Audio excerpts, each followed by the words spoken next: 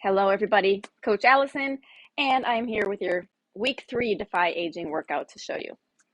Okay, this week we have something kind of fun and different, sort of. It's our standard circuit style, but with a little bit of a twist. So we have 6 exercises. They're going to be set up circuit style, so you're going to be rotating around. There's 4 rounds. Each round you're going to change the direction of the circuit. So if round 1 you go around this way, round 2 is going to go around that way. That's really just to add a little bit of variety, first of all, but second of all, to sort of challenge the way our brains remember things and think.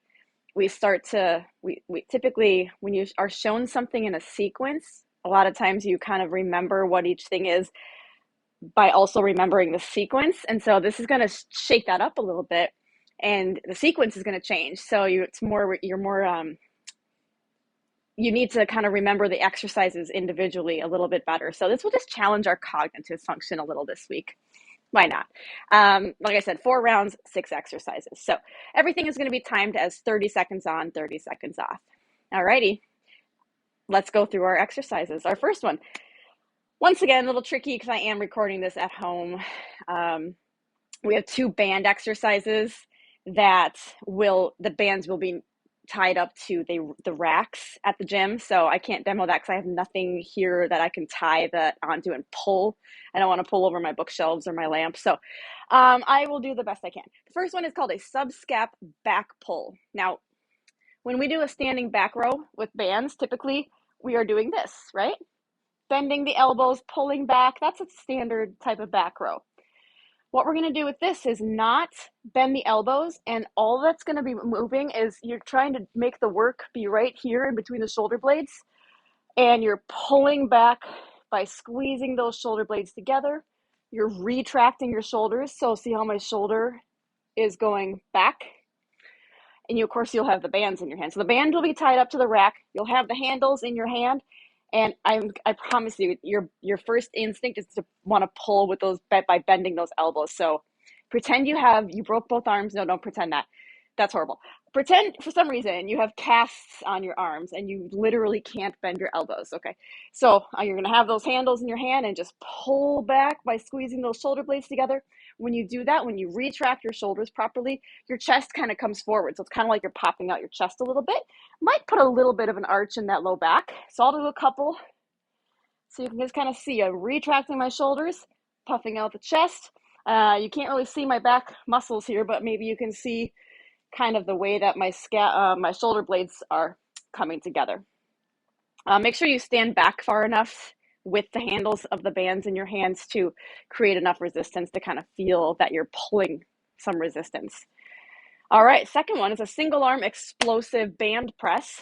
So once again, the bands will be tied up to the rack. Now, the rack is behind you now, so back here.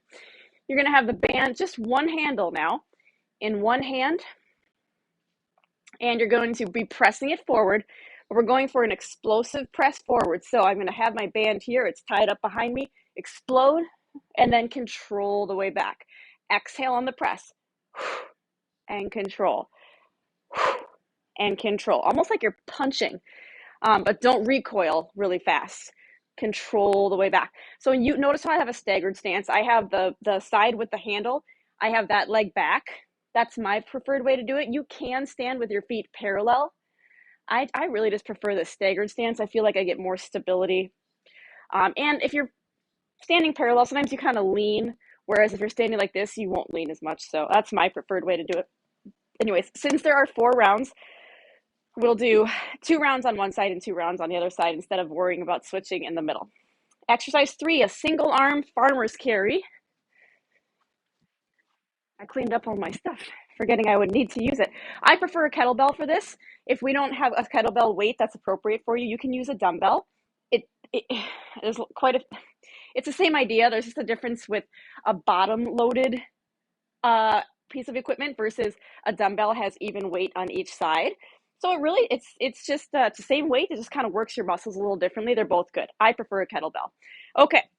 Single arm. So you're going to pick up that kettlebell safely. Okay, so use your legs. Don't just roll them down with your back. Kind of check your posture first. Shoulders down and back, chest out. So notice how I kind of rolled. I'll show you the side with the weight. Roll the shoulders down and back, and notice how that straightened my posture. From there, and what I mean by that is all of this is you just want to avoid being kind of slumped over like this, right? So watch me fix my posture now, right? Shoulders in my back pockets. Once you've got the setup, you know, your gym will have a little route for you to go wherever you're going to walk, but the goal is to just walk, but controlling that weight. We're not letting it swing and sway. We're not compensating by over lifting that side, but we're also not letting it dip down. So we're trying to stay very level. You will feel the muscles in here engaging a lot, as well as your back muscles, your shoulder, maybe your arm. So that is your single arm farmer's carry. Again, 4 rounds, so we'll do 2 rounds on each side. Exercise 4, high plank jacks. Now, high plank means you're on your hands. It doesn't necessarily mean you're up on an incline. Just want to make that clear. So a high plank is you're on your hands in a plank position, which is otherwise known as a push-up position. Okay, so hips are level.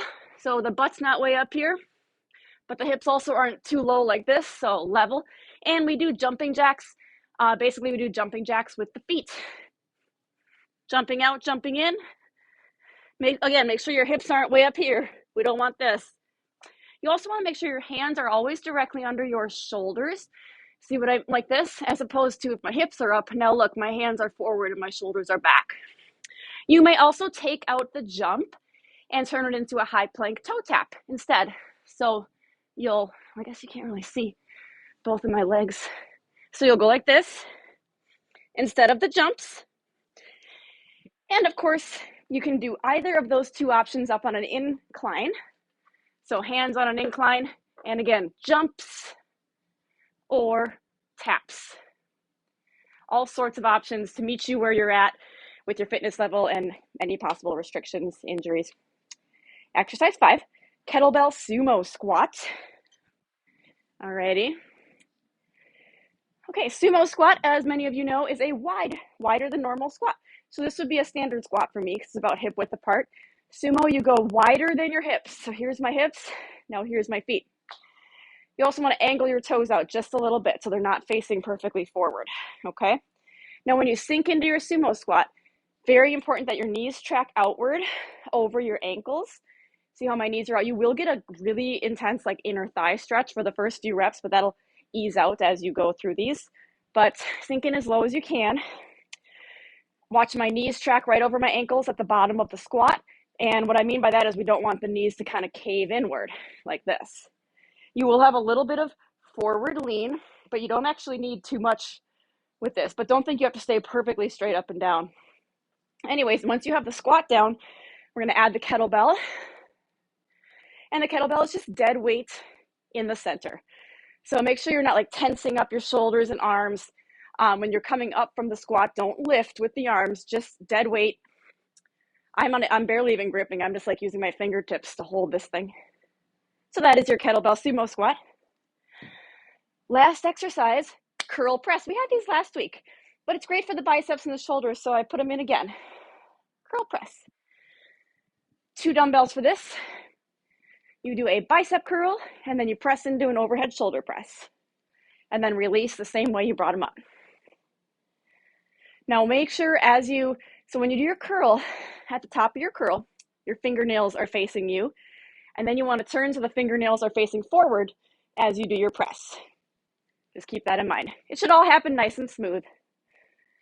All right. Okay, everybody. So like I said, you'll go in that order that I just showed you for round 1, but then you'll start with the last exercise you ended with, and you'll go around the other way, and you'll do that for four rounds. All right, I hope you enjoyed that little added challenge this week, and of course, all of the exercises, and we'll see you back next week.